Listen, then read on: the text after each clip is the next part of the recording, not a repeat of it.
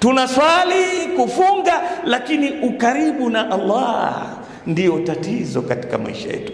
Subhanallah, wiki iliyopita qara'tu maqala wahid min ulama al-Yabani, mmoja katika msomi wa Mjapani, amesilimu, i'tanaqa al-Islam, akachukua livu miezi mitatu kwenda kuusoma Uislamu. Mwana sayansi mkubwa. Baada ya miezi mitatu akirudi ofisini, wenzake waanza kumfanyia mzaha na kumchezea. Haya, tuambie, umeenda kusoma, umeleta degree gani? Akawaambia, wallahi degree niloileta hamwezi kuiona, wala mimi mwenyewe siwezi kuibeba na mkono wangu, lakini imejaa kwenye kifua changu. Nimepata kitu kikubwa sana ambacho ulimwenguni nilikuwa kitu hiki sidhani kama sikwenda pale kwenye Uislamu ningekipata. Nini? Asema katika Uislamu kuna ibada ya swala, na ibada hii nilipokuwa na sujudu najikuta niko karibu na Muumba wangu Allah.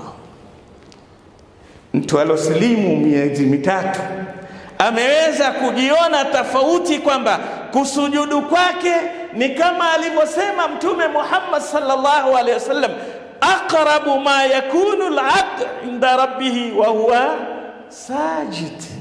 Sehemu mtu anapokuwa karibu na Allah ni pale anapokuwa amesujudu.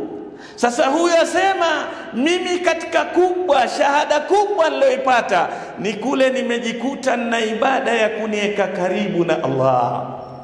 Wakamuuliza, ukiwa karibu na muumbaji unapata nini? Asema, sifa za muumbaji, badi'u samawati wal ardi, aloumba na kuinnovate mbingu na ardhi, annahu alqawi, ana nguvu, wa idha kuntu aqrabu ilayhi fa anni qawiyya. Kwa hivyo madamu yeye ana nguvu, mimi nikiwa na yeye karibu nina nguvu, nitapata nguvu. Annahu al-aziz, Allah ni mshindi, idha tarabtu ilayhi, basi na mimi vile vile nikiwa karibu na yeye nitakuwa aziz. Haya ni mambo ya mtu ameyavuna kwa miezi mitatu. Tujiulize, wewe ulosilimu, mimi na wewe tumeslimu, tumezaliwa ndani ya Uislamu kwa miaka 50, 40, 60.